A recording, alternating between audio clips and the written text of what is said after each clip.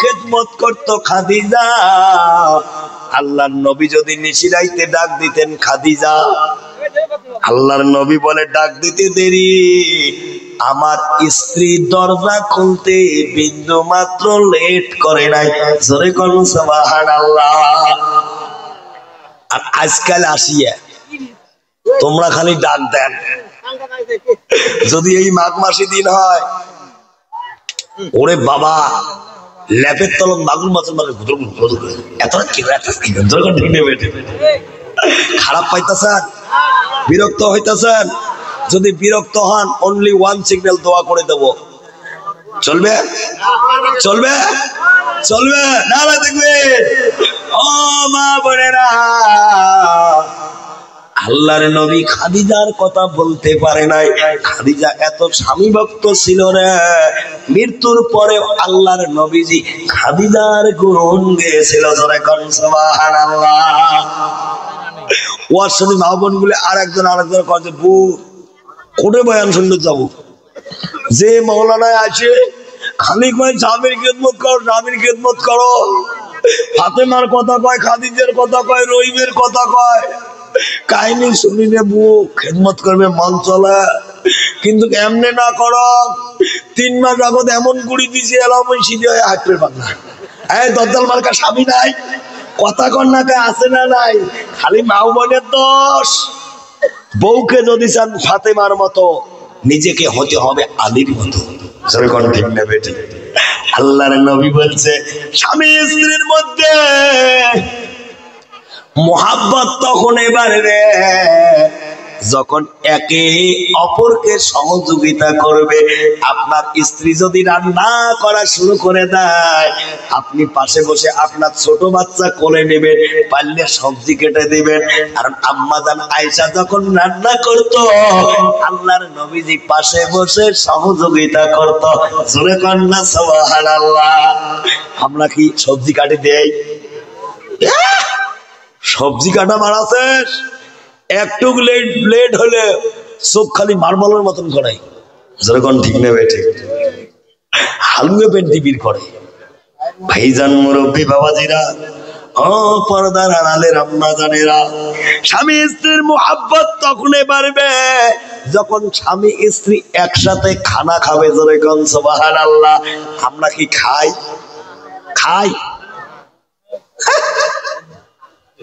কয় বুক খুব বেজালত করছে অঙ্কে।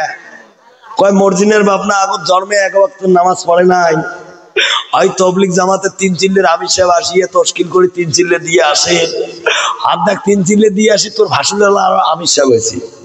কয় একসাথে খানা খাইলে স্বামী স্ত্রী মহাব্বত বাড়ে। জোরে কোন সুবহানাল্লাহ। আরো কয় কি, আম্মা জান আয়েশা এবং আল্লাহর নবীজি একে পাত্র একে থালিতে একসাথে খানা খাইতো। নবী যদি পানি খেয়ে গ্লাস রেখে দিত, আম্মা জান গ্লাসের সেম জায়গায় মুখ লাগাইয়া পানি পান করতো। জোরে কোন সুবহানাল্লাহ। বুড়ো দেখছে যখন এই হাদিস কয় সুন্নত জিন্দা করলে, একটা সুন্নত জিন্দা করলে 100 শহীদানের সওয়াব, এই কথা শুনিয়া এলা আমল কেমন করি করি, বেটা বিয়েও দিছি, নাতিপুতি হয়েছে, জন্মে একসাথে খাইনি, এলা একসাথে কেমন খাই, শরম লাগে না?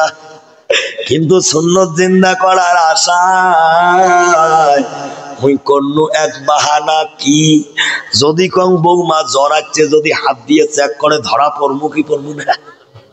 যদি কই পাতলা পায়খানা হয়েছে, বারে বারে লেট্রিন না গেলেও তো ভেজাল আছে। অবু কি একটা টেকনিক করনু কি, মগরিবের নামাজ পড়িয়া মাতার বিষের দোহাই দিয়া গুড়মুড়ি দেয়া বিছনা কেন শুতিয়া বৌমার ডাক দিয়ে কম, বৌমা রান্না বান্না করো, বৌমা আমার কিন্তু ডাকবে না, আমার মাথা ঝিমঝিম ঝিমঝিম ব্যথা করতেছে, তোমরা খাওয়া দাওয়া করিয়া তোমার শ্বশুরের ভাত আর আমার ভাত বাড়িয়া আমার ঘরত যাবেন রাখিয়া, যদি ব্যথা কমে তো খাবো, নাইলে খাবো না। তুই না কবু এই বুদ্ধি করিয়া বৌমাটাই 2 জনের ভাত মেনু আনিয়া আমরাও এশার নামাজ পড়ি, যখন আসিল বাড়ি আস্তে করে দরজা দিলুম ভারী, খালি কালবির করিয়া খাবার বাড়িয়া একসাথে বসিয়া খানার দোয়া আল্লাহুম্মা বারিক লানা ফিমা রাযাকতানা ওয়া কিনা আযাবান নার বলিয়া বিসমিল্লাহ করিয়া খাওয়া দিলাম শুরু করিয়া। সুবহানাল্লাহ, সুবহানাল্লাহ। ও বউ, যে এক টুকরে মাংসর অর্ধেক খায়া খালি থুইছ, অর্ধেক তোর ভাসুর কুচুত করে খেয়া ফেলার, কিন্তু তোমরা অর্ধেক খায়া যেই টুকরে থুইছে মুইও সুন্নত জিন্দা করার আশায় যেই মুকদ্দি চংবু তুই নে কবু ফেলবারো পান্না গিলবারো পান্না কে। ছয় সরঞ্জনের কোনো বাসনা নাই, খালি সুন্দর বিড়ি বাসায় কত এমন বিড়ি খোর আছে না নাই? এমন টান মারে বিড়ি গলার রক যায় যে সিঁড়ি আছে না? কথা কন ঠিক নেবে ঠিক? এমন টান মারে বিড়ি গলার রক যায় যে সিঁড়ি। দাদু বিড়ি খায়, সিগারেট খায়, ছেলে মাও চায়, দাদু বিড়ি খায় আছে না নাই?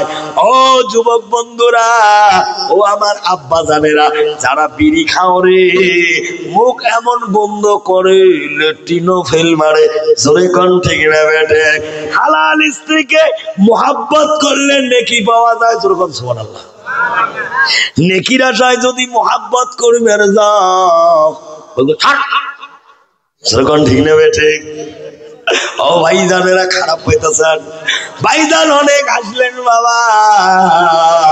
2 নম্বর কারণ হলো যে মহিলা স্বামীকে সম্মান করে না তারা জাহান্নামে যাবে। ভাইজান, বাকি 4টাও বলবো রে শোনা, তবে অনেক হাসলেন বাবা।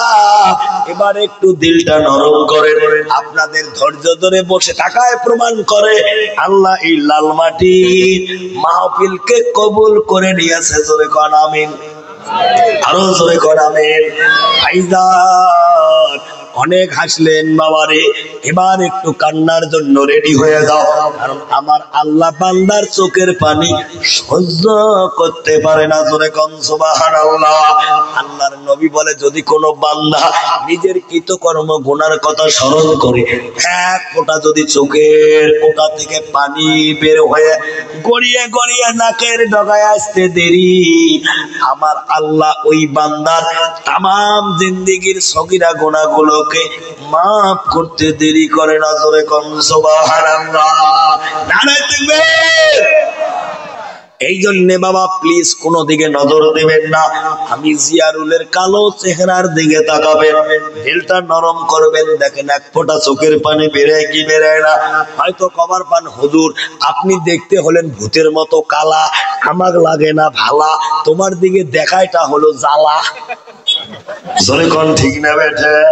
ও ভাইজান, মুরব্বি বাবাজিরা, আল্লাহর নবী বলে ইন্নাল উলামা ওয়ারিসাতুল আম্বিয়া, আলেমরা হলো আমি নবীর ওয়ারিস। জোরে বলবেন না সুবহানাল্লাহ। কেউ যদি নেক নজরে কোন আলেমের দিকে মুহাব্বতের সাথে তাকিয়ে থাকে, আল্লাহ পাক তার 40 দিনের সগীরা গুনাহ মাফ করে। জোরে বলা যাবে না সুবহানাল্লাহ। ভাইজান, কোন দিকে নজর দিবেন না, আমার দিকে তাকাবেন। আমার মন বলে রে, আল্লাহ আজকের মাহফিলকে কবুল করে নিয়েছে। জোরে কোন সুবহানাল্লাহ। কারণ আমি যখন আসলাম এত মানুষ দেখি নাই, এখন কিন্তু প্যান্ডেল ভরে গেছে। সিরাইতে বিছানায় ল্যাপের তলে থাকার কথা, কিন্তু বান্দা পরকালের ভয়ে আল্লাহ তোমার মোহাব্বতে, তোমার নবীর মোহাব্বতে আরামের বিছানা ছেড়ে পোয়াল করে বসে আছে। আল্লাহ অবশ্যই অবশ্যই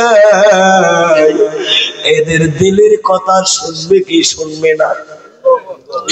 প্লিজ কোন দিকে নজর দিবেন না, আমার দিকে তাকাবেন। আজকে আসি, সুস্থ অবস্থায় এসেছি, সুস্থ অবস্থায় বাড়ি যেতে পারবো কি পারবো না, এই গ্যারান্টি কি কেউ দিতে পারবে? পারবে?